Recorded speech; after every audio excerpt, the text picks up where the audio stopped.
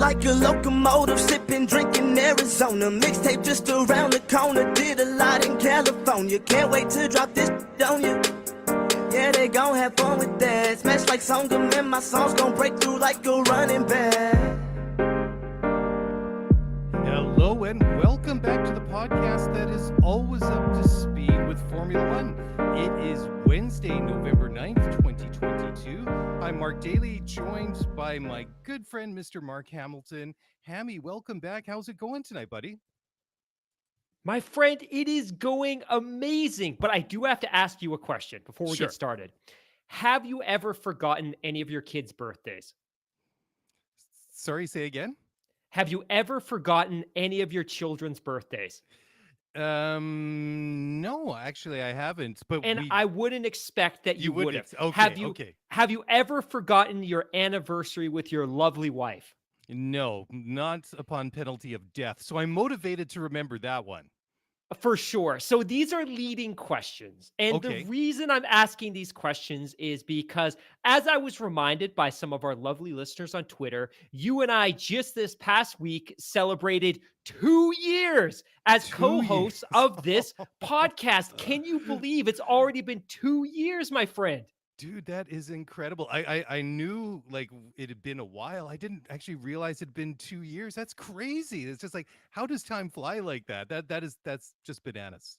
That's yeah, cool. 100. I feel like we're probably, and I should probably do the calculation at some point, but we're probably 250, probably not 250, but probably a couple of hundred episodes deep into our journey together, and hopefully there's at least another 2 years in front of us, my friends. So, I hope so, given the fact that we've got this global audience right now, thank you so much for giving me a shot and bringing me back from the burnout heap of former podcast hosts to give me another platform. So, my friend, thank you so much, and here's to many more years doing this podcast together.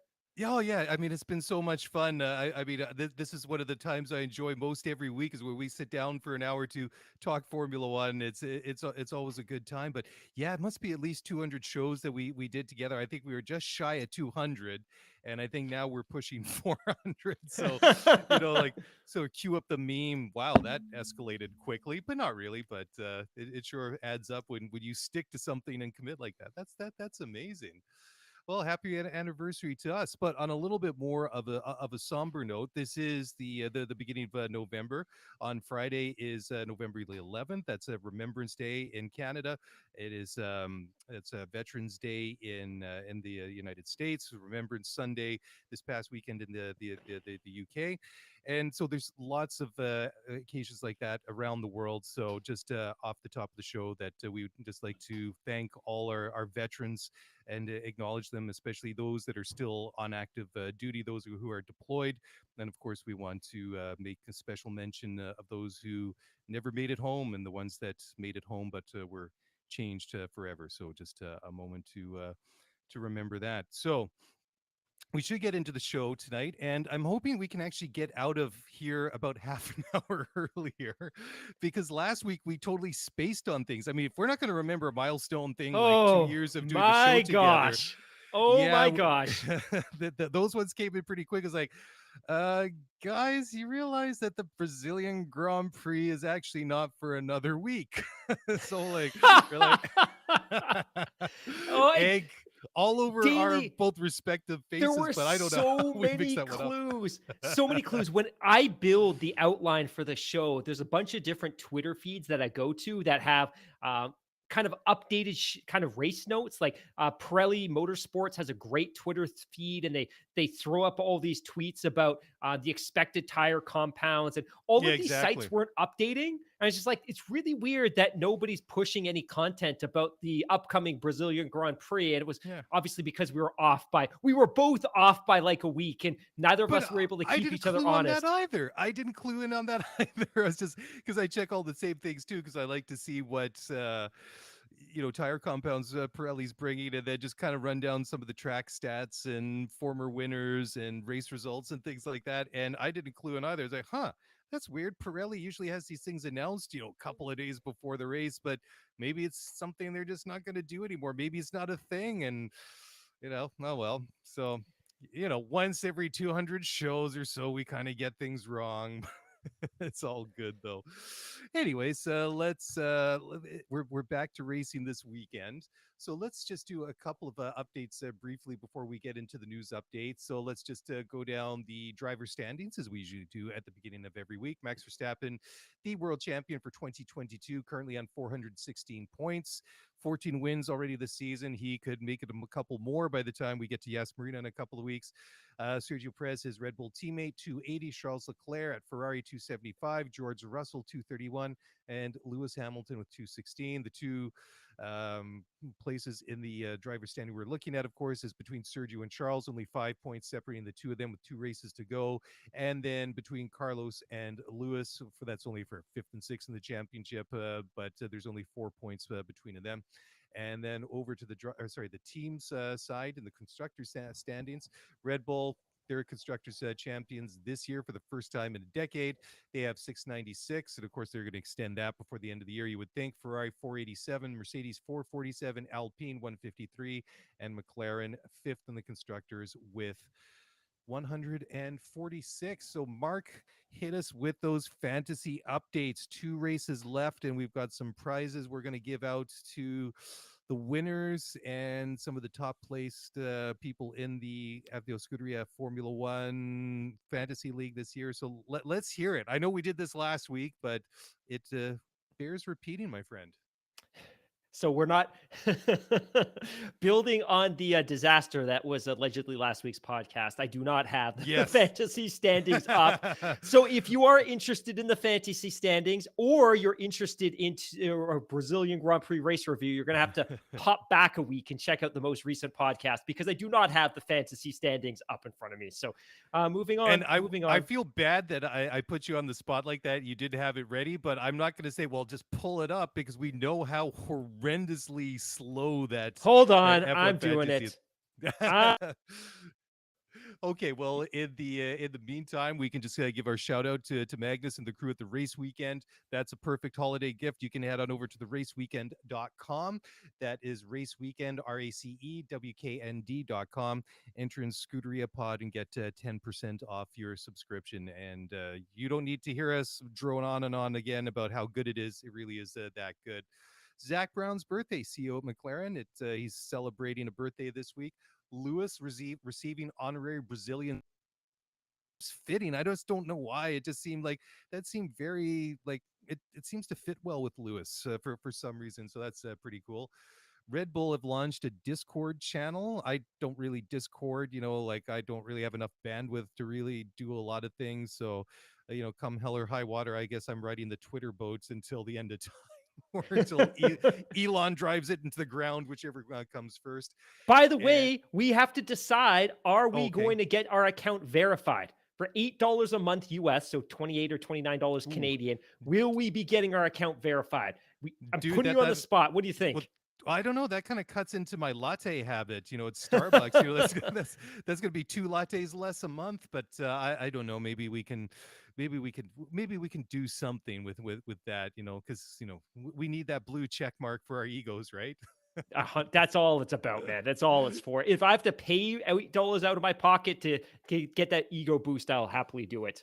That would always kind of like crack me up in the past when Twitter kind of had their own kind of like mysterious verification process and whatever. You kind of understand the reasoning behind it.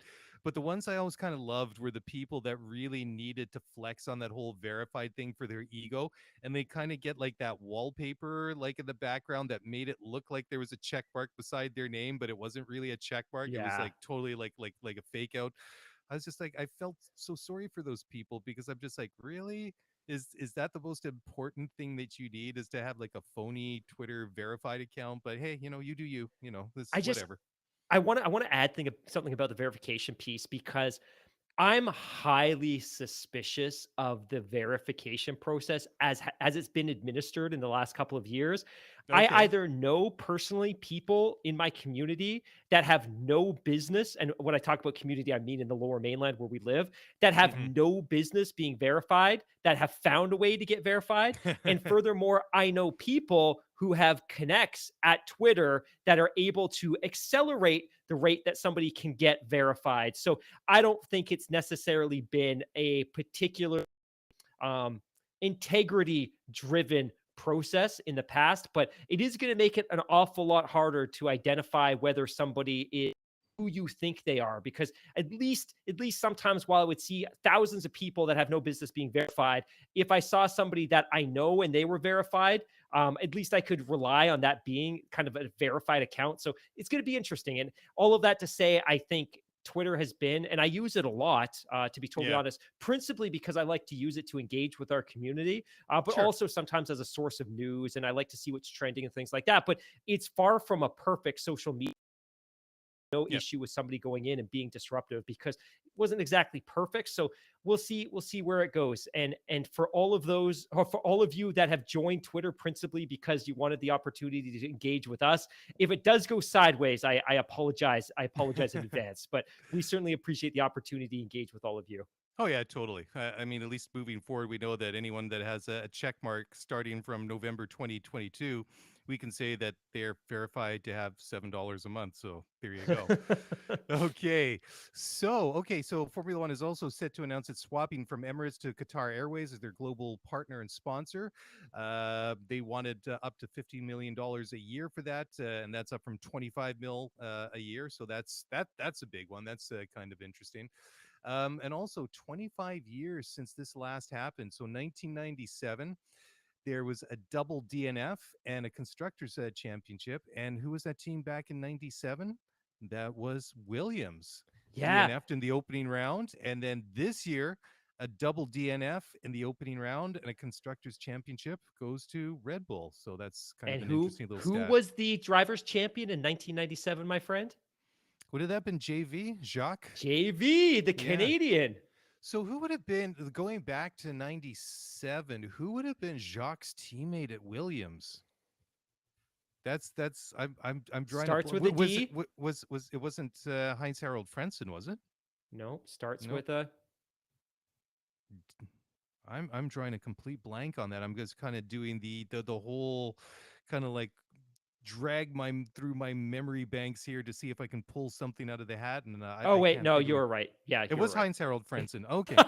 Yeah, but you know what's weird, because back in the 90s, of course, was it was still kind of like peak tobacco sponsorship, and regardless if it had the Rothmans logos on there, just that blue, the gold, and the white on the Williams looked really really good. And then like they'd always had blue for many years, and then back in the early 80s, if you look at some of when Williams sort of first started up in the late 70s, early 80s, they were like predominantly white with green lettering on there. They were sponsored by some, what was it, Saudi Airlines or something like that. Saudia, yeah. Yeah, and then sort of mid 80s, they went to the blue and the white with yellow on it, and then in the 90s more blue and white again. So they kind of stuck with that. And then I think it was like either 98 or 99, kind of like in Red. Jacques' era, they went with red and white and yellow because another Yeah. tobacco sponsorship. And it was like Yeah. the most un-Williams color ever. And then you get into the early 2000s, and I think, is that when they got BMW power at that They point? went dark They blue went at one dark point. again. Yeah, Yeah. yeah. And Can I those, just yeah, jump let, in, my let friend. me Go for let it. me I'm going to jump in here because it's funny. I remember, and I have so many stories about being at the Williams factory because they're such a wonderful group of people. But I remember Yeah. years ago, my wife and I were at the Williams factory, and we were looking at some of the cars that they have on display in their heritage collection, and they had a couple of the cars that were wearing the green Saudia livery. And Hmm. I remember the folks that we were with, or one of the gentlemen that was with us from the Williams team, was kind of sharing with us the story about how that sponsorship came to be. And it wasn't as though Williams had put out an RFP saying, "Hey, look, we're looking for a title sponsor, give us $1 million a year," but rather they targeted Saudia. So they Oh, specifically went after them as a sponsor. And what I remember them saying is they actually took one of their F1 cars, one of their production F1 cars, they slapped on a Saudi livery and parked it outside of the hotel where members of the Saudi royal family were staying, so that when the members of wow. the Saudi royal family exited the hotel, they had this F1 car parked on the street, surrounded by media taking photos and things like that. But they basically staged the car in front of the hotel to make that impression, and it went over so well with the royal family that they ended up striking a deal, and that's how Saudi came to be on that Williams car. That's amazing. What a perfect example of build it and they will come. Yes, I've so much never heard so. that story. That is absolutely amazing. Very, very cool. Okay, let's see what we can drag up here next on the list. And what do we Well, I've got the have? fantasy standings up. I've got the Okay. fantasy standings ready to go. Did it So really take 5 minutes for the site to load? Because if so, it's getting better. it's not that it takes a long time to load, it's that you often have to log in again and again and again, and Oh, sometimes it kicks you out and kicks you out and kicks you out. So took a couple of tries. Here we go. The top 10 in the Scuderia F1 Podcast Super League. Number 1 from the UK, Andrew T. Number 2, Aaron K. Number 3, Whitman R. Number 4, Thaddeus F. Number 5, Yanko West. Number 6, Radic W. Number 7, Marshall W. Number 8, Adam J. Number 9, Daffy A. And number 10, from the US, representing the great United States, Matthew B. So, like I've said so many times this year, the UK continues to dominate the pool, which is amazing.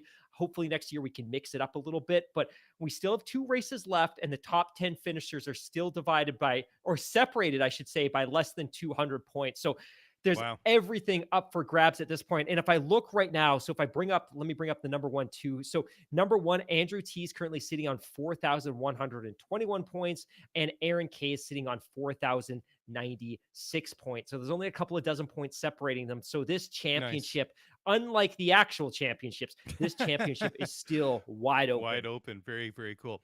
Hey, next one here. I'm just looking at the show outline here, Hammy. I don't see any more, so I'm hoping maybe you can expand on this. But just according to Motorsport Total, deadline for 2026 power unit entries extended till 15 November, and that has been extended by 30 days because it originally was set for an October 15th deadline. Any more information on that? Yeah, Do you have this some is a reasoning on really why?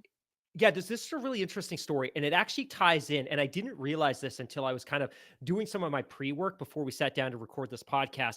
But we have another story later in this podcast that this kind of intertwines with or kind of ties into. So I think we can probably address both of them. But the story here out of Motorsport Total in Germany is that the deadline for the 2026 power unit entry has been extended, like you said, from November 15th. It was originally October 15th. So that October 15th date has actually lapsed. And that was the date that manufacturers who intended to deploy a power unit or enter a power unit in 2026. And of course, 2026 is relevant because that's the year we're going to have all new engine or power unit regulations. That October 15th was the date that you had to submit your entry. So you basically had to come to the FIA and Formula One said, hey, we fully intend to be competing or supplying power units for 2026. So quietly, October 25th or October 15th came and passed. Hmm. Notably, and we probably should have picked up on this, one of the teams that we all expected to be submitting an application was Porsche, and Porsche didn't. And now all of a sudden, this date is being pushed back to November 15th. So there's a couple of reasons for this. One is that potentially that there is a manufacturer that is trying to get its administrative and logistical side in order to submit an application. And who that would be, I don't know. Maybe Porsche, maybe Hyundai. We've obviously heard a lot about that, and maybe potentially Ford. But it is interesting that this deadline has been pushed back. Now, the other story that this kind of ties into, and I'm just going to bring it up on my computer here. The other story that this really ties into is the fact that for the first time, F1, specifically F1 CEO Stefano Domenicali, has started to warm to the idea of allowing an 11th team on the grid. So we know, because we've covered this for what feels like years, is that the Andretti Motorsport Group desperately wants to get an team onto the grid, and that Formula One has been very, very cold to the idea of allowing Andretti to enter Formula One. And the basis for that coldness, or the understanding, is that F1 was very hungry or had expectations that a manufacturer was going to enter the sport. So Hmm. Andretti is effectively a constructor. They're effectively a customer team because they aren't in a position to develop their own power unit. But that what F1 really wanted was another manufacturer team, whether that's Ford, whether that's Hyundai. And I think, and I'm going to read here a really interesting note on Reddit, and this is from Coops27, but he says that in acknowledging that F1 is warming to the idea of an 11th team on the grid, that, and I'm going to quote this is Domenicali acknowledging that there are no more manufacturers coming. The deadline for a new power unit manufacturer to declare for 2026 was October 15th. If a new power unit manufacturer were to attempt to enter now for 2027, presuming we pass that date, the 15th, and no two teams do line up, if a new power unit manufacturer were to attempt to enter now for 2027, they would be a full year behind the development of Audi and Red Bull, as well as trying to compete with the established power units of Mercedes, Ferrari, and Renault. They would be trying to compete for staff for an F1 project after the 5 other manufacturers have selected their workforce. Nobody wants to invest all of this money and be the 6th best manufacturer. The next realistic shot at adding manufacturers is probably going to be 2031, which, by the way, is probably the next time we're going to refresh the engine regulations. So rather, in this, he continues, so rather than delay expanding the series beyond 10 teams till then, they, FIA/Formula One, can accept at least one new entrant that will help them continue this impressive growth that should see F1 revenues go over $2.5 billion this year. So on the one Wow. hand, we should have had these manufacturers submit their applications for entry by October 15th. That date quietly came and went. It's been bumped now for 6 days from now, so October 15th. It's unlikely that anyone is going to. Ford's unlikely to. Hyundai's unlikely to. Porsche's unlikely to.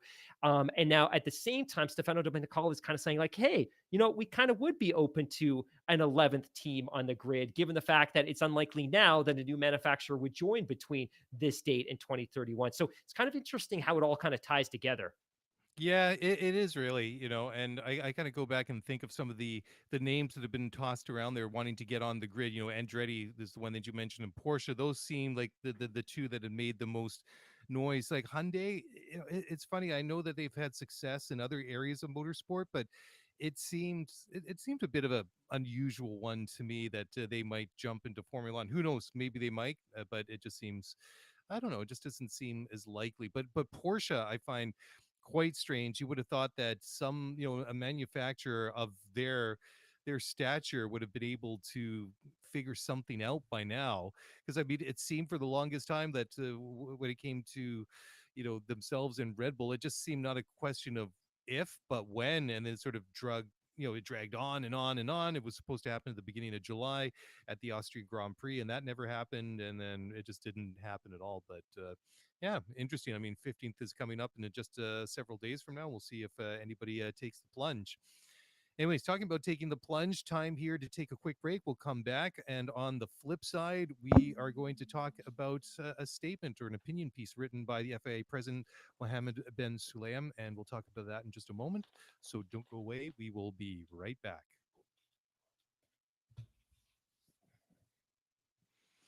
All right, welcome back. Mark Daly, Mark Hamilton here, breaking down all the latest Formula One news.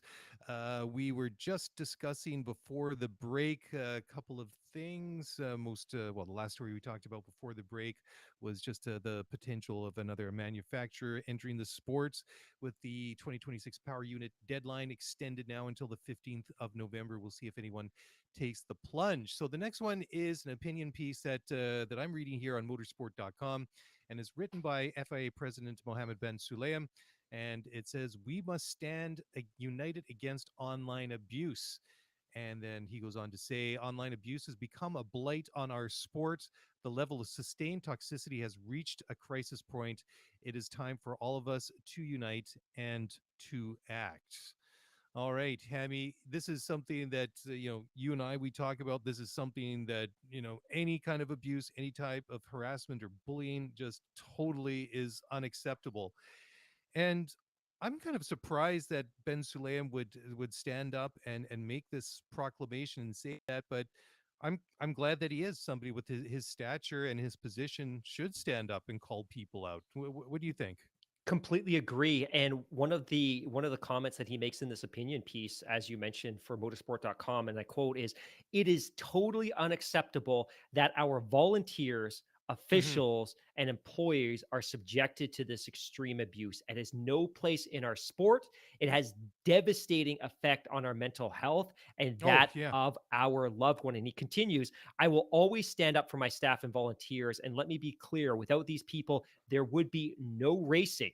We have to ask ourselves, who would want to pursue becoming a top official in this environment? The reality is obvious. If this continues, it will destroy our sport. So I think this is good. And I think unfortunately what we've seen, and when you talk about society more broadly, I think social media has enabled this type of abuse.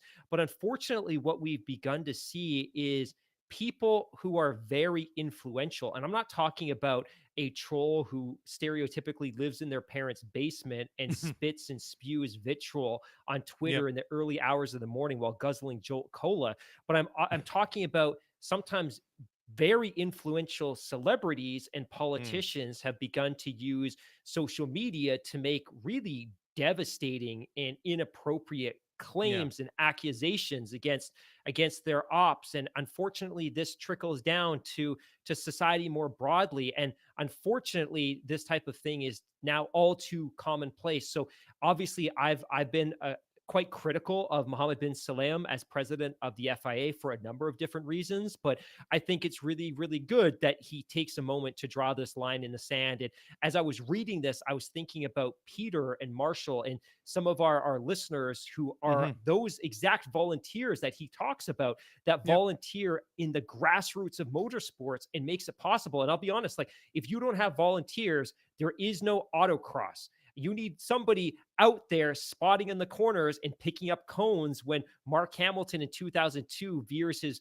front wheel drive Hyundai Tiburon into a corner too hot. Like you need these things, and I think it was very good for him to come out in defense of all of those people, because I've talked oftentimes about, you know, FIA at that office in Paris in their ivory tower. But I think it's really cool to see him coming out and defending the folks that are on the front lines of motorsports, making it happen.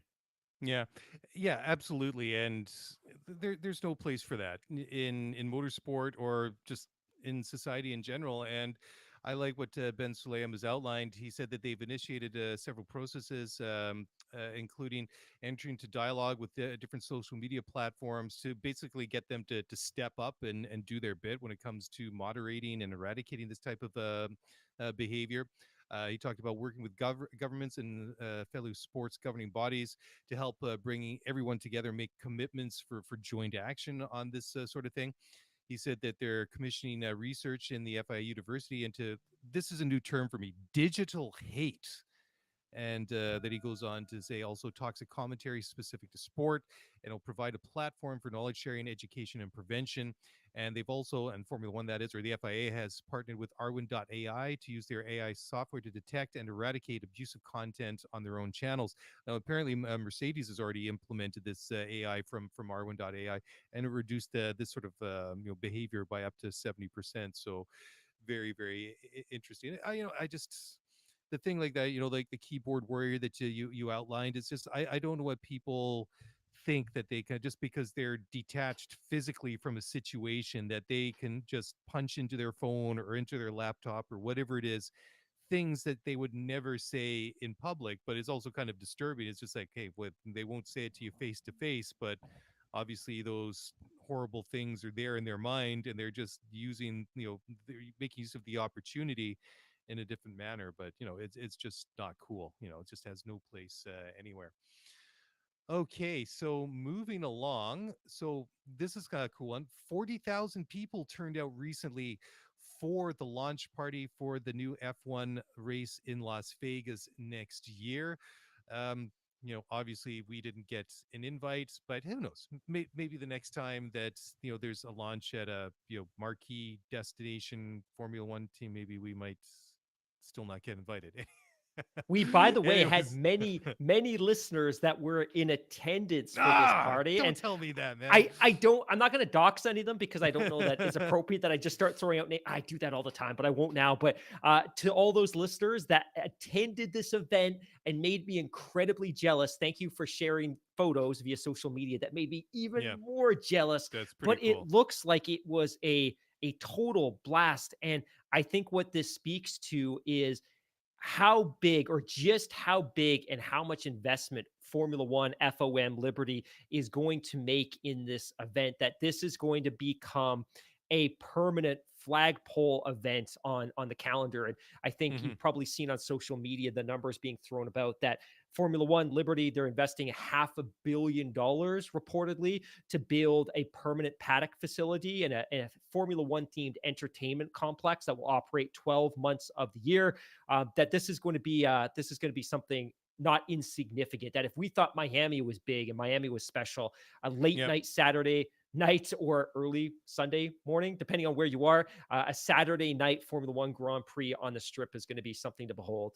Oh yeah, Saturday night prime time, baby. I can't wait. It's gonna be awesome. Looking forward to that in just over a year Hey, from now. But maybe to celebrate our 3-year anniversary together, you can take me. Although that might involve a divorce on both of our ends, to be totally honest. So maybe not.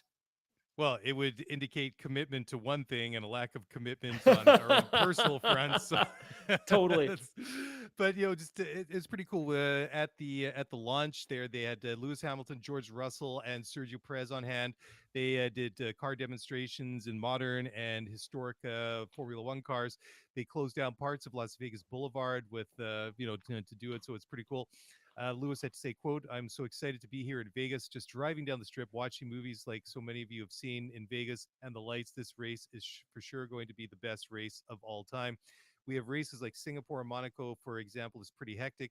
It's definitely not going to be easy to focus, but we'll be here to try and win the race, of course.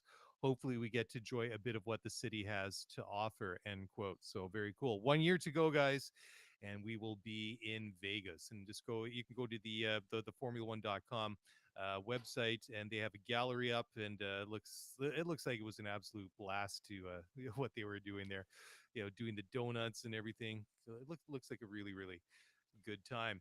Um, George Russell believes that Formula One can thrive in America without good racing.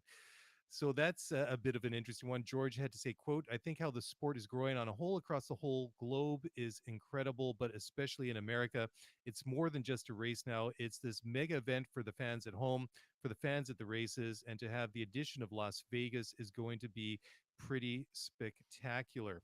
Formula One had put a lot of emphasis on trying to make the racing as exciting as possible. As crazy as it may sound, that's never actually been done before in the history of Formula One. Past regulations were never made with the sole purpose of the racing better for the fans. This year was the first attempt at it, and there's already been a real uplift in how exciting the race is going to be.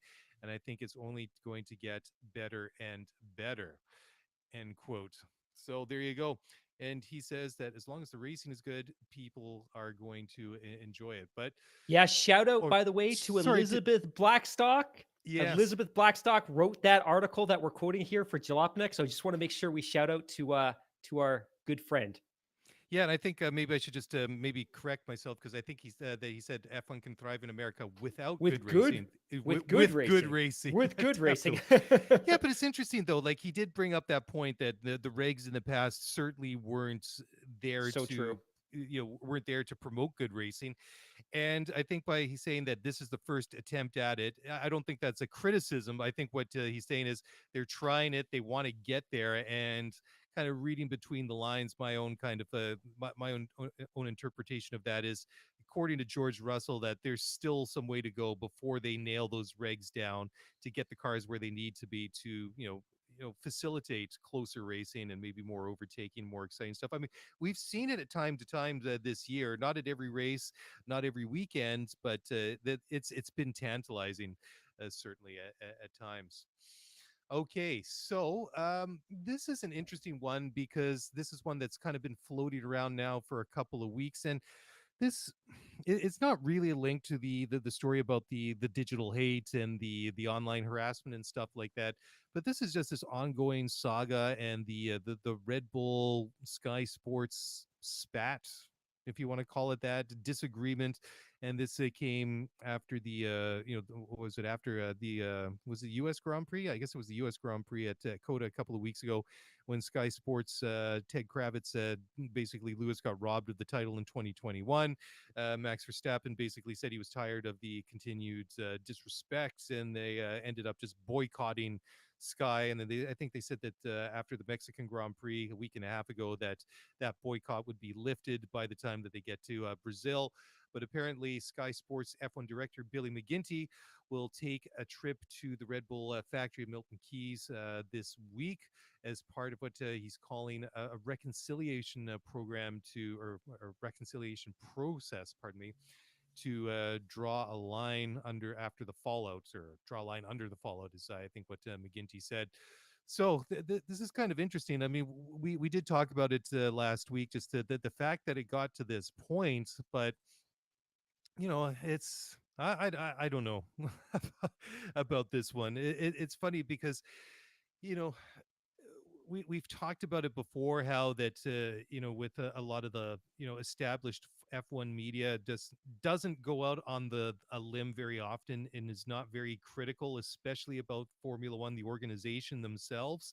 And one guy that does what a journalist should do. I mean, you can I'll debate with you whether robbed was the right word, or whether Ted should have has the right take, or maybe he's being a little bit too biased. I mean, those are all fair things, but I mean, you know it's just sort of journalistic commentary. I don't think there's anything wrong with that. I mean, the way that it played out, of course, Max won the race, and therefore he won the championship. And it wasn't anything that he did. It was just because of the bizarre and awfully clumsy manner in way they tried to restart that race with after Nick Latifi put it into the wall. And they had the safety car out there, and then the unlapping and the not unlapping of lap cars and all that stuff. So, I mean, Max won the race, but I mean, I guess that really is it. I mean, but the thing is, he called it like he saw it, and now he's being punished for it. So, to me, this is the perfect example of why more journalists in Formula One don't speak up and say stuff like that, because, as you've so rightly said so many times, Sammy, that they're afraid of losing that access. And that's basically what happened to Ted. But instead of cutting him out of the picture, they cut out the whole organization, which blows my mind. You summarized it perfectly. And I've said this before, I don't really have a dog in the fight when it comes to the championship. I want to see good racing, and I want to see a competitive championship, and I just want to see it go down to the wire. And Hmm. obviously what happened last year in the season finale was a terrible way to wrap up what had been a historic championship. You know what?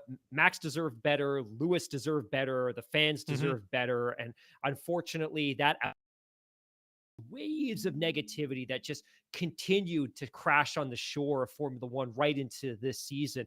But I like your point that we want our media personalities to be comfortable criticizing the sport and challenging the sport. And I don't think that they necessarily are. And I think there's a deeply uncomfortable level of integration between Formula One and Sky as their broadcast partner. And, I Hmm. shared last week that I love the fact that on TNT, and TNT is one of the NBA's main broadcast partners, at least when it comes to nationally televised games, because of course they don't do regional broadcasts, but they do nationally televised weekly games.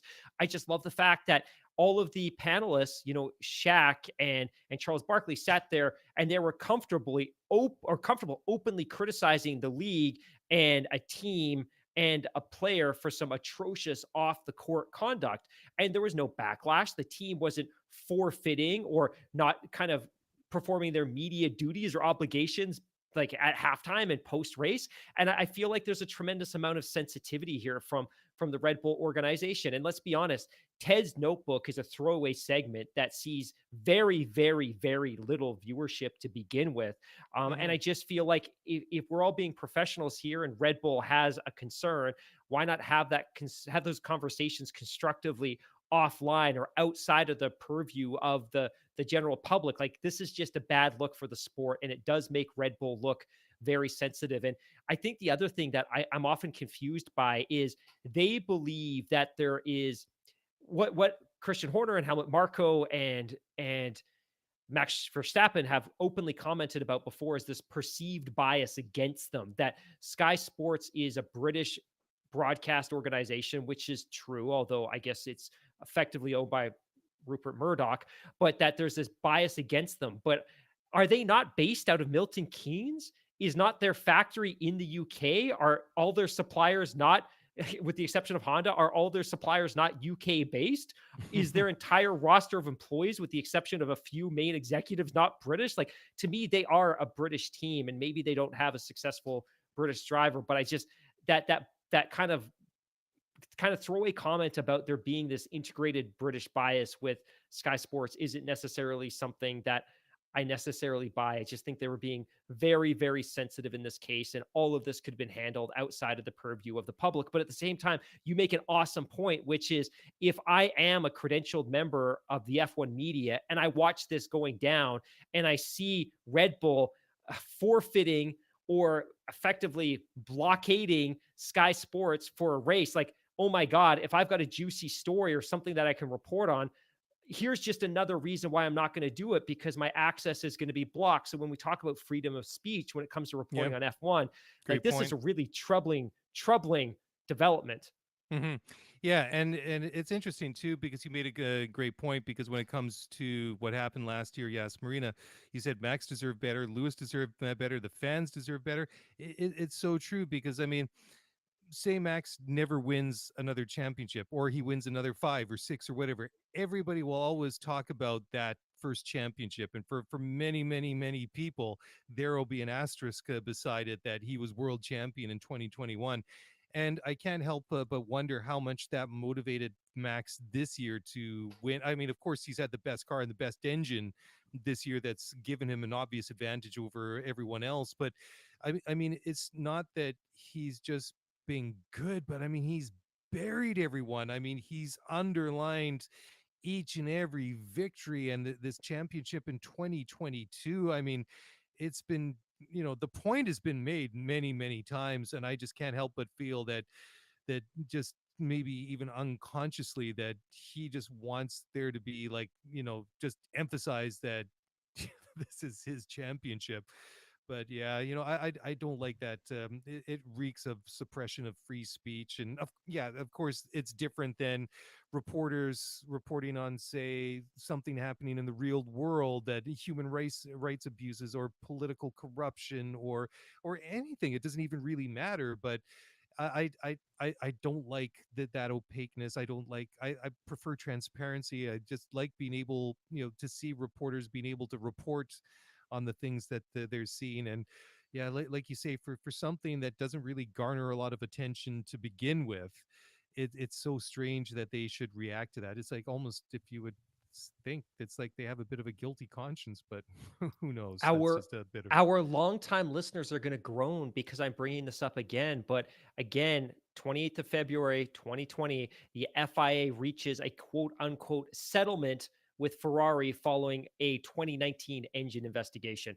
yeah. Nobody in all of the Formula One media dug into that or tried to do any reporting or questioned how there could be a settlement that lacked any semblance of transparency. That, yeah, Formula One is very, very, very funny in that way. And unfortunately, to me, sometimes it reeks of that WWE experience, which is, and I'm not Yeah. saying Formula One is rigged, but in WWE, it's all one vertical organization, that the broadcasters, the performers, everyone, they all have the same employer. They're reading off of a script. And in F1, sometimes it It reeks of that. And again, I'm not saying that this sport is rigged in any possible way, but the lack of transparency and the lack of willingness of the reporters to dig into some of these stories is deeply troubling.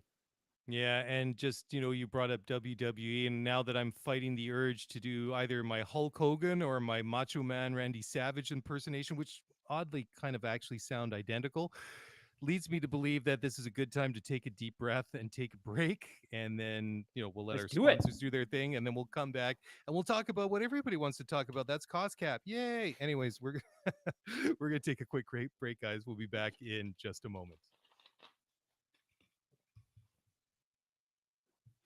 All right, welcome back to the show. And mailbag, Mark, Hammy, everybody's saying we want more cost cap coverage. This is what everybody wants. And of course, no, it isn't. We haven't had a single email about the cost cap, but it's interesting that Red Bull, who recently went into this cost cap overspend and this overspend breach, and they came to agreement with the FIA and got slapped with a $7 million fine and the testing reduction and wind tunnel time and all that sort of stuff. They believe that up to 6 teams could exceed the 2022 cost cap limit. So the cost cap was, which they were fined for last year, was, or recently for breaching it for last year's, was $145 million. That is sliding down.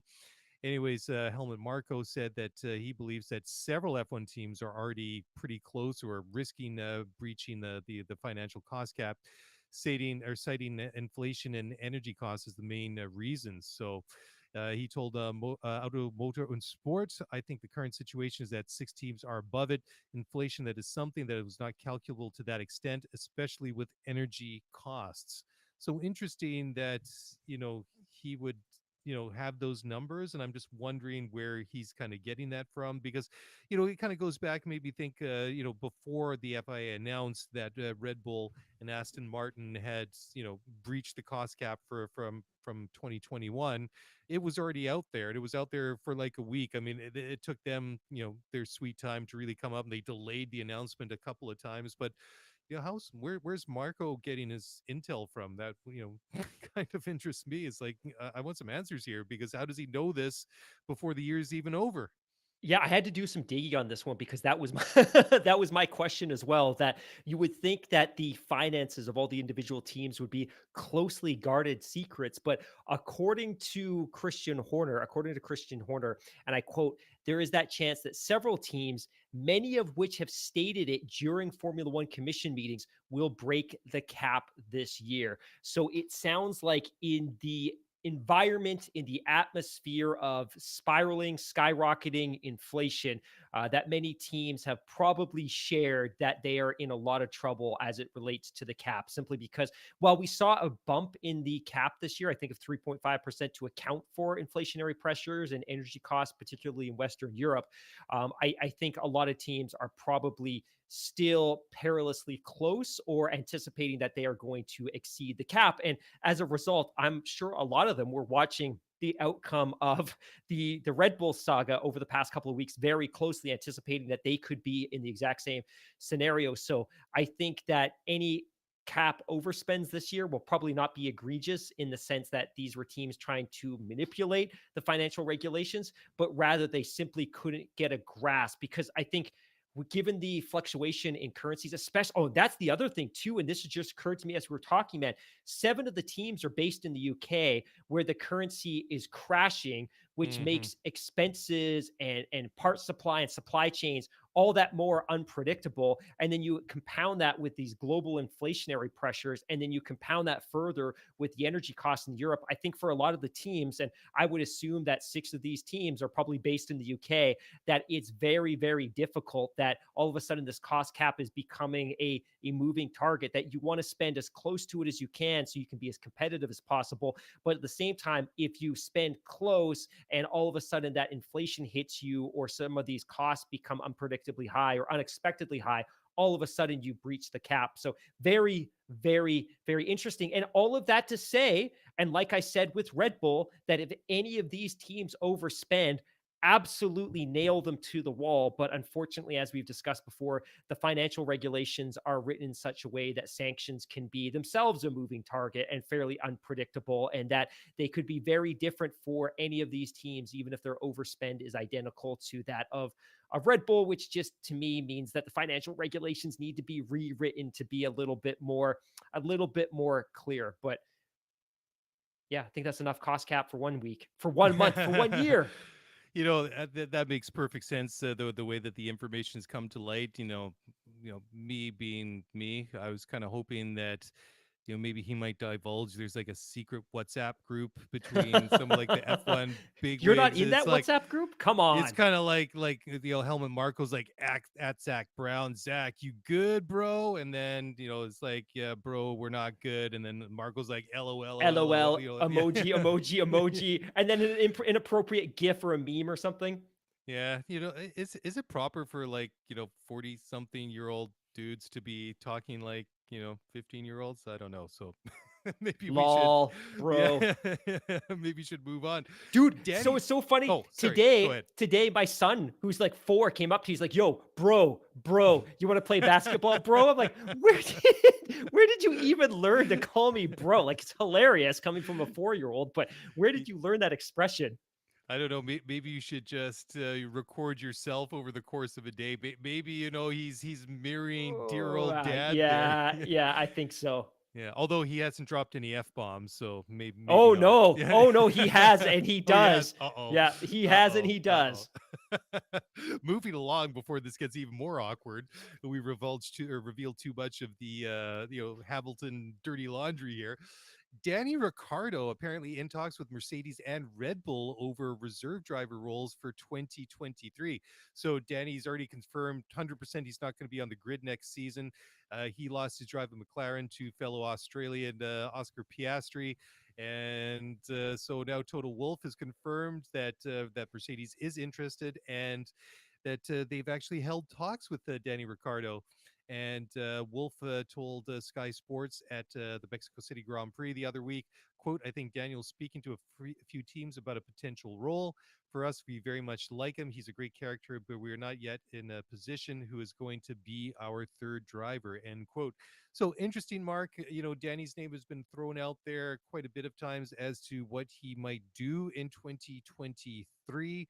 And one of those was a media role, which obviously you would think would be a good fit for Daniel. But well, what do you think about like the reserve driver role? Is any kind of role within a Formula One team good for him if it's not a race drive?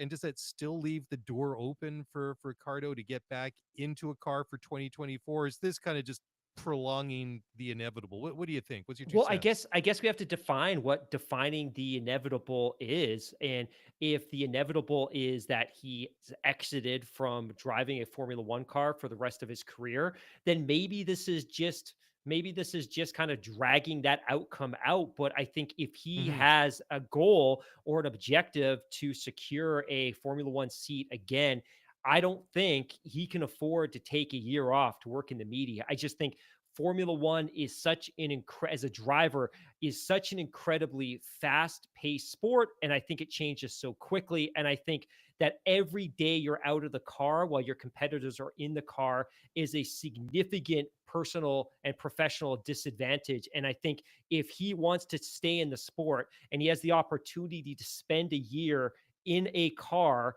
in a sim with a world-class organization like Mercedes or Red Bull, you have to do it. You cannot go to the media. You cannot be calling races for ESPN and expect to get a seat next year with a team on the grid. To me, this is the most logical possible step for him Yeah. to increase the likelihood that he could find a Formula One seat. And I think it's also really good to be surrounded by greatness. And if he goes to Yep. Mercedes, he's surrounded by greatness. And if he goes to Red Bull, he's surrounded by greatness. And if either of these opportunities arise for him, I think he absolutely has to do it. And forget as well the fact that as the reserve driver, there's nothing to say he doesn't get the opportunity to drive a Mercedes or a Red Bull car next year. And what a huge opportunity and boost that would be for his career. We see drivers get sick, and sometimes drivers get COVID, and sometimes drivers get sick.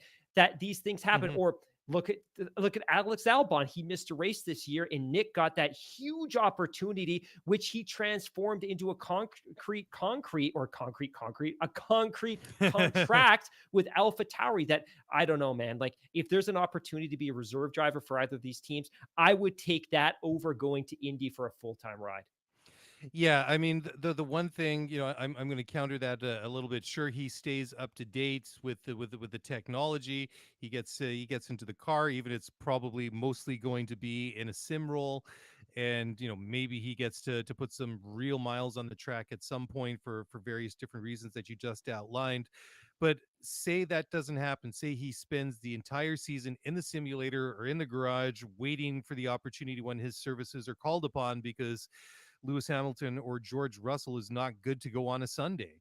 And I just think if that's the case, and come summer of 23 or whenever silly season starts and seats for 2024 start coming up, that the people that were looking at Danny Ricciardo in 2022 and had reasons not to give him a drive will still have those same reasons one year from now, right? I just I see the argument that you're making that, yeah, sure, maybe he gets the opportunity to drive that car, maybe he fills in because somebody isn't able to go on a race weekend for whatever reason. But I just don't see how like a one off, and that basically comes down to poor luck for Lewis or George and a good opportunity for Danny to maybe show he still got it. I just don't know how like a one-off audition like that would really change the minds of all those team principals up and down the paddock. So best of luck to him. I don't want to say it's not going to happen. I just think the chances of him getting back into Formula One in a full-time drive capacity in 2024 just it seems more and more remote even Oh, each and every week.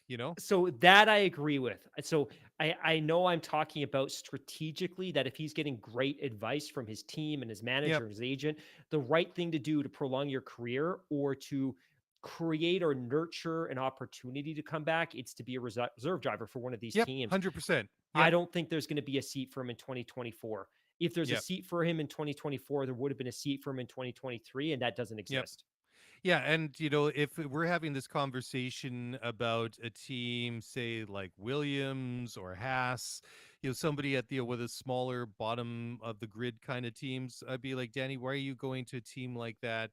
To be a reserve driver. But like you say, I mean, if he could be, when he's at Red Bull or Mercedes, like you say, he's surrounded by greatness, both in the garage, out of the garage. I mean, these are teams that are winners for a very, very good reason because they're the best, right?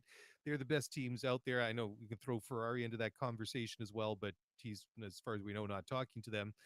But yeah, it's an interesting one. I hope personally for him it works out. It's just I'd have to see it to believe it, but who knows? Maybe he gets his butt back into a car full time in 2024. So moving along, Total Wolf says Mercedes lost 8 to 10 months of development during their car problems in 2022.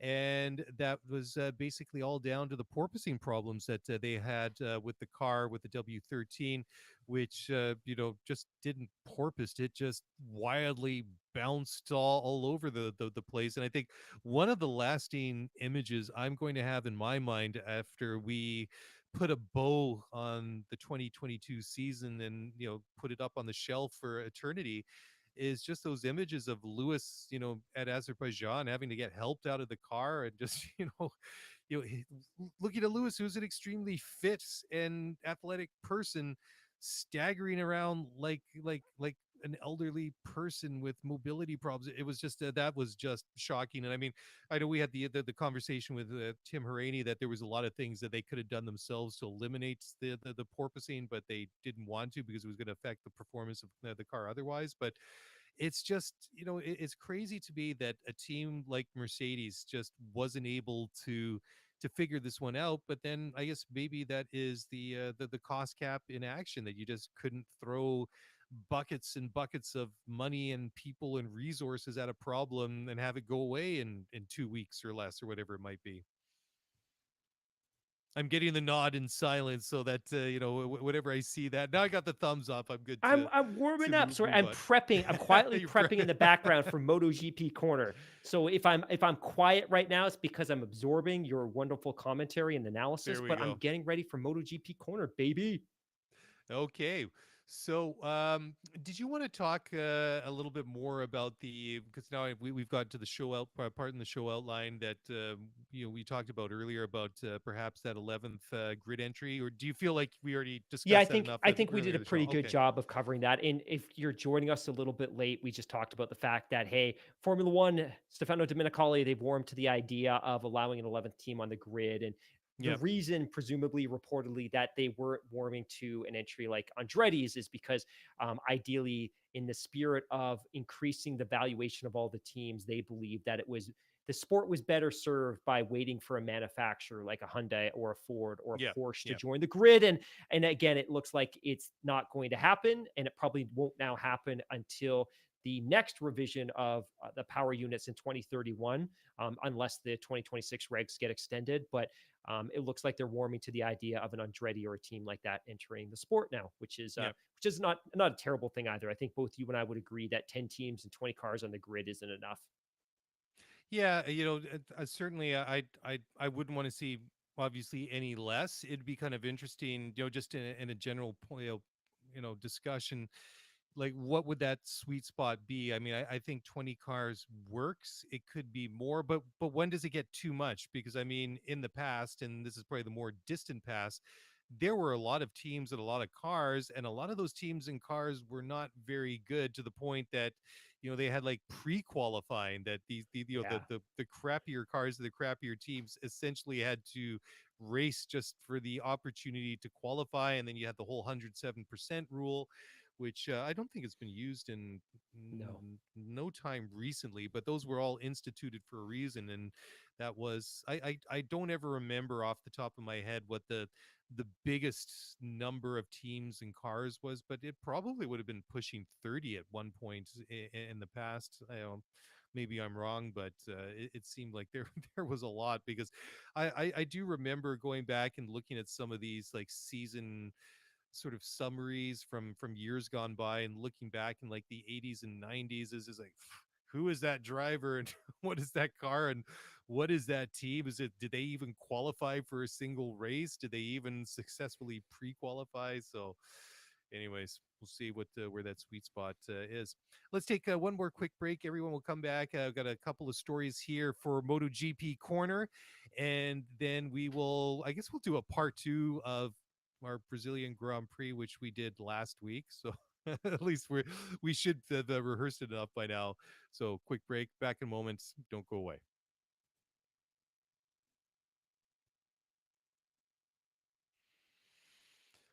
All right. Welcome back to the podcast that is always up to speed with Formula One. And we are now not going to talk about Formula One because Habby's prepped a couple of stories for MotoGP Corner, which is something we like to talk about.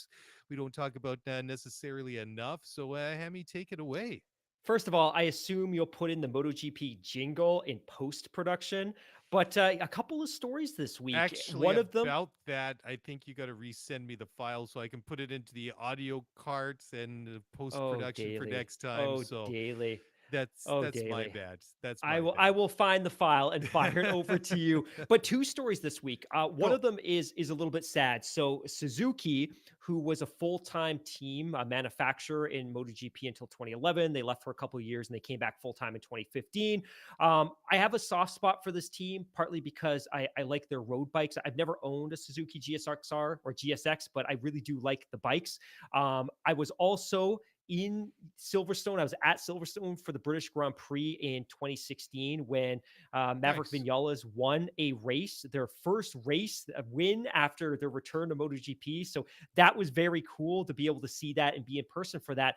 But Suzuki, in a shock move, announced earlier this year that they're actually exiting MotoGP after this season. And now that the Hmm. MotoGP season has concluded, their time in the championship has come to a close again. And one of their two drivers, one of their two former drivers, Joan Mir, has expressed how unhappy and how shocked he was with their exit. And of course, Joan Mir, former MotoGP world champion, he won the MotoGP Formula One, the MotoGP championship in 2020 in the 14 race 2020 COVID shortened season. Of course, that was also the year that Suzuki won the team championship because their two riders first and third. So just some sad news that Suzuki will be exiting MotoGP, and this is a sport that is very much well endowed with teams. And if I bring up the current manufacturers in MotoGP, there are quite a few of them: Ducati, Yamaha, Aprilia, Yep. KTM, Suzuki, and Honda. So we'll be left with 5 constructors after this, but a little bit sad. The other news, and this is a Hammy, much before more you go to the next story, if you could just maybe give us a little bit of like background, why is Suzuki leaving MotoGP at the end of the year? Yeah, so that's the unfortunate thing, is that it's not exactly clear to anyone. And I think Oh, that's one of the things that's creating a little bit of frustration. So typically from a corporate perspective, Suzuki believes they've accomplished what they needed to do in the championship and that it's simply fiscally unequitable to remain in the championship. And of course, sure, fair enough. MotoGP is the highest level of motorcycle racing in the world. And the costs are high, but they're certainly not Formula One high. So I think people are disappointed. But again, anything's possible because they were a full-time team until the end of 2011. They exited for a few years. New leadership came in and Hmm. they rejoined the championship full-time for 2015 and were winning races again or scoring podiums by as soon as 2016, which is a lot easier in MotoGP as a new team. So a little bit sad. Yeah. The other story, and this is a really, really positive one, is that MotoGP has crowned their 2022 world champion, and it is Pecco Bagnaia. So Pecco Bagnaia, congratulations to the Italian rider who also rides for Ducati. So Ducati very much, I think, the equivalent of Ferrari, although certainly not with the kind of accomplished kind of past. They've certainly not been as successful as Ferrari has been in Formula One, but they've obviously had a huge presence in the sport as the sole Italian manufacturer. Well, I guess Aprilia is an Italian manufacturer as well, but it's kind of the dominant, preeminent, premium Italian manufacturer. So very cool to see an Italian rider win the championship. Of course, he is the Hmm. first one to do so since, I guess I have to go back a little bit here. I want to say the first since our boy Valentino Rossi, but also the first time in many years that an Italian manufacturer, an Italian constructor, an Italian team has won the championship. So 2022 goes out with a bang. We have an Italian rider winning the championship, and we also have an Italian constructor, an Italian team winning the Hmm. championship as well. So congratulations, Pecco Bagnaia, on a tremendous season. Next year, it looks like Marc Marquez will be back in full force, fully healthy. So 2023 should be an absolute delight to watch. And just to kind of read off the championship, just to give everyone a sense of how close it was. At the top, Pecco led the championship with 265 points, followed by the second place winner, Quartararo, at 248 points, followed by the third place finisher with 219, followed by Alex Espargaro with 212 points, followed by Jack Miller with 189 points, followed by Brad Binder with 188 points, followed by Alex Rins of Suzuki with 173 points. So the championship was very close and much closer than we're accustomed to seeing in Formula One. And I've said this before. My good friend Randy is very vocal about this on Twitter, that in a lot of ways, MotoGP is the best championship on the planet for motorsports.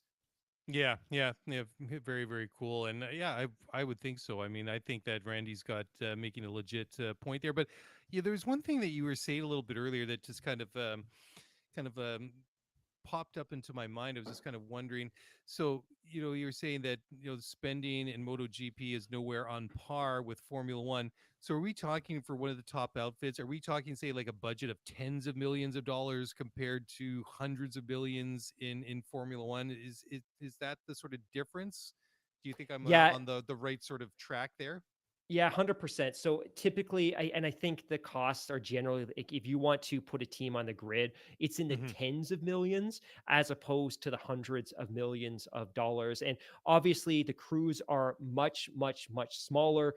Yeah. Bikes and transportation and logistics are much, much simpler. The engines are far less sophisticated. Of course, in Formula One, you're talking about dual and multiple hybrid systems with electrical components, whereas in MotoGP, you're talking about purely naturally aspirated engines that don't benefit from things like force induction, which are much more complex affair in MotoGP, and then your factory teams are significantly smaller. So typically, you're talking about a budget in the tens of millions as opposed to the hundreds of millions of dollars. Yeah. Okay. And then I was just gonna say too, like, it's funny when you were just sort of talking about making that comparison to Ducati and Ferrari. I was just gonna say that It was a when you terrible go, one. As I said it, other than the fact that they're both Italian, that was a yeah, terrible no, comparison. the where I was gonna go with that is that like when you're out on the road and you come across a Ducati, it's got that very very unique, distinct sound to it. That when you see a bike that if you don't recognize it or you hear it first, you could just tell by the sound that it makes that it's a Ducati 100%. That's a good point, man. And like a lot of people that are listening have probably never heard of Aprilia. They've probably never heard of KTM. They might only be vaguely aware that Yamaha and Honda create really great sport bikes, but Yep. everybody knows Ducati and everyone knows Ducati because of their sensational looking and sounding street bikes. So that's a really Yeah. great point. 100%. Okay, so do we want to do this again? If you listened to the show last week when we did our premature Brazilian Grand Prix preview, you can, well, no, you shouldn't drop off the show. You can hang on. I mean, you get more ammo to criticize us with for this week, and deservedly so. But yes, the Grand Prix is at Interlagos for the Brazilian Grand Prix this week. Been there every year except for the last couple, of course, because of COVID. Since 1990, Brazilian Grand Prix has been on the calendar since 1972. It's bounced between Interlagos in Sao Paulo, and it's been to Rio a couple of times. But I mean, it's been in Sao Paulo for 30 plus years now. We're going to be back there again this year. Remember, was it last year that there was talk about they were going to build a new track, a new purpose-built Formula One track in near Rio, and that kind of went Yeah. down like a lead balloon because of all the all the talk about the logging and environmental concerns. So the Brazilian Grand Prix, it's going to be at Sao Paulo at Interlagos for the foreseeable future, unless a viable option pops up, which there doesn't seem to be anything on the radar. But this is an interesting one. Let's just pull up some of the stats again. We've had 49 previous runnings of the Brazilian Grand Prix. Like I said, first one went back in 1972. Alain Prost, the former world champion, has won there 6 times. He's the most winningest driver. The most winningest constructor is McLaren. Circuit length is 4.31 kilometers or 2.68 miles. Total race length is 305.88 kilometers or 190.06 miles, 71 laps. Last year, we had Valtteri Bottas then driving for Mercedes on pole. The podium was Lewis Hamilton, Max Verstappen, and Valtteri Bottas. Fastest lap went to Checo Perez. His best time was 111.010. And that was that completely crazy race, which Lewis was just kind of in a bit of a world of his own, and just Max just could not fight him off last year. Fast forward 365 odd days, and I don't think that there's any real possibility that Lewis will beat Max head to head on the track unless Max has a problem or damages his car or something like that, because even Toto was saying last week that he doesn't believe that they will be as competitive this week in Brazil as they were the other week in Mexico. And let's face it, I mean, Max still had them comfortably at arm's length for that race. But what are you thinking, Hammy? We've talked about this once on the podcast already, and has the space and time and air of a week between podcasts changed your mind, or we still thinking that this is going to be another all Red Bull weekend? I'm excited for this Grand Prix for a couple of reasons. One is, and I'm sharing this because I share everything, but we had Geek Squad come into our house today and mount a beautiful 55-inch TV in our bedroom that was Nice. previously in my studio slash office. So I now have a TV in the bedroom to watch the Formula One Grand Prix. So I don't have to fumble with my little phone under the sheets at 5 or 6 a.m. Of course, this race is at a better time, but I'm excited to be able to watch a Formula One Grand Prix on a TV from bed. But I think you and I did a really great job of breaking down and talking about this race last week. And to me, and I sound like a broken record to simply because I don't have any better cliches, but it sounds, I think, sometimes like I enjoy every Grand Prix. And I think one of the things that makes Formula One so special is that every single racetrack is unique in some way. And I think one of the things that makes this track so thrilling is that it's simply so fast. And if you get into a race sim, like if you jump into iRacer, or if you kind of rewatch some of the races, or even if you jump into F1 2022 and play it on your PS5 or your Xbox, one of the things that you're going to notice about this track is there's a significant amount of elevation.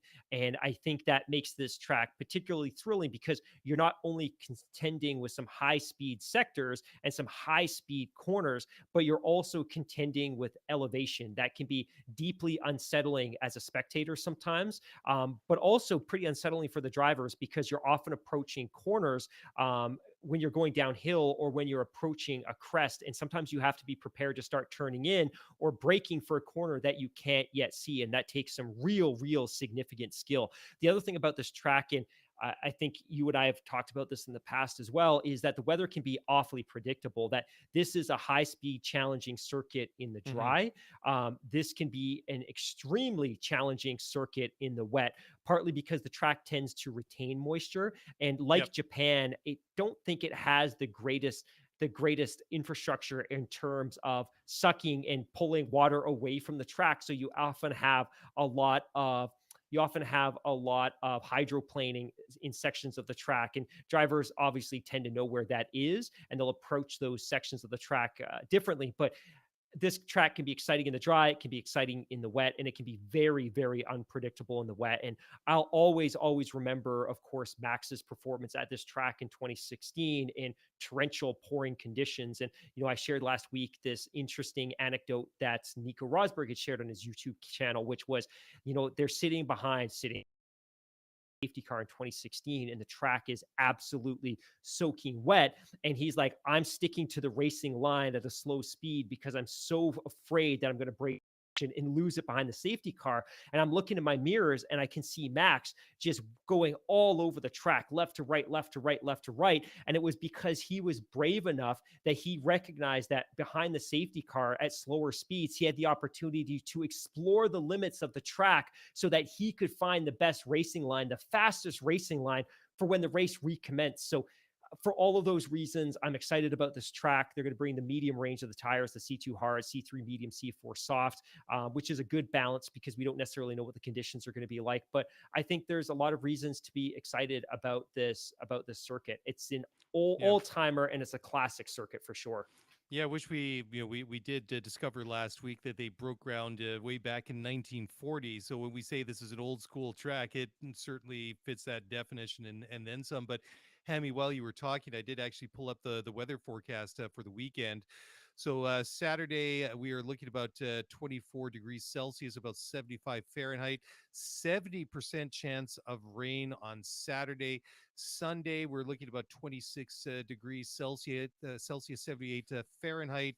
We are getting a prediction of thunderstorms in the afternoon at Interlagos and a chance of precipitation of about 65%. So whether or Wow. not we get the Wow. lightning, the thunder and the lightning, it sounds like we're going to get some precip at some point during the weekend.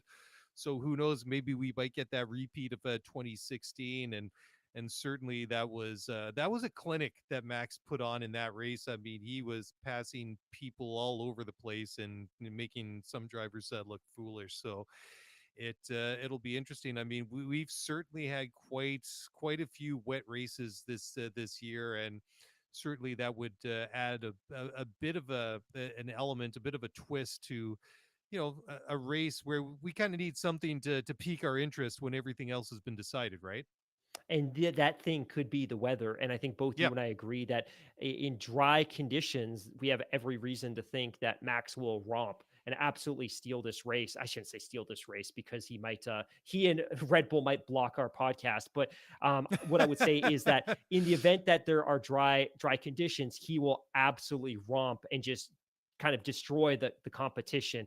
And I would be confident with him winning, even if he qualified poor, simply because he's demonstrated repeatedly this year that he can get a good jump and Oh, look what overtake happened the at Belgium. opposition. Exactly, exactly. And then once he's in clean air, the race is over. But if the conditions are wet and we see a succession of safety cars, even if he qualifies well and even if he gets away well, those safety cars will bring the pack back together, and then Yep. anything can happen. And we've seen Max make a couple of mistakes this year, and he was able to recover. Of course, there was that spin midway through the season. I think was that Hungary where he had that spin, that 360-degree spin, and he was able to Yeah, I think it recover and was. Yeah. complete the race.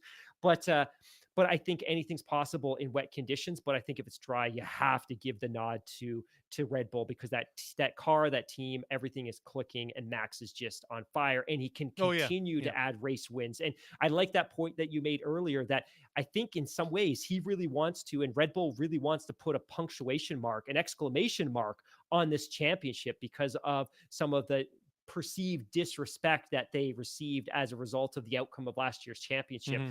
That I think they're not going to back away.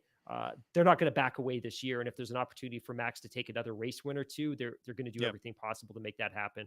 Yeah, I don't think they're going to take the foot off the gas now. I think that they're gonna press right up until the very last lap at Abu Dhabi in a couple of weeks, and there's a lot of miles left between now and to when we get to the donuts at the checkered flag at Yas Marina in a couple of weeks. But yeah, I totally agree. And then the one thing that you were saying just about the track itself, that odds are pretty good that we're going to see moisture both days. That I'm just a little bit worried because I feel like if this track gets like really really wet, to me it scares me a little bit, and I think it can get become a really dangerous place really really quickly if there's a lot of water goes down on that surface. But yeah, nothing really to add to that. We'll see how it plays out. Should be interesting and fun to watch at any rate. And again, at this point, why would we really bet against anyone else other than Max and Red Bull? Like you say, putting an exclamation mark on their championships this season. But anyways, I think that's pretty much all we got for this week. Hammy, why don't you do the honors and do what you usually do at this time of week, and with your friendly You mean beg reminders. our listeners for Yeah, a little bit of love, as you if can call it tuning what you in want. and listening for an hour and a half of this podcast isn't showing us enough love and enough respect. As always, folks, if you enjoy the show, you like what we do here, it would mean the world to us if you can jump on Spotify and give us a rating.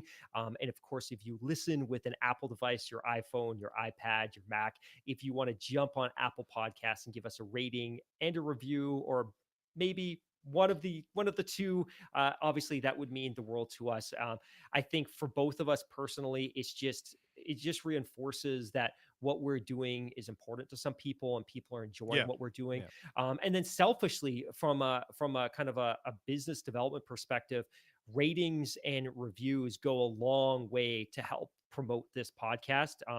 So yeah, it means the world to both of us. So if you don't yeah. mind, that would be awesome. And to everybody that already has but continues to listen to my spiel here, thank you very, very much. Yeah, 100%. Thank you very much, teaching every one of you for your continued support as we celebrate 389 episodes and 200 together, and many many more to come.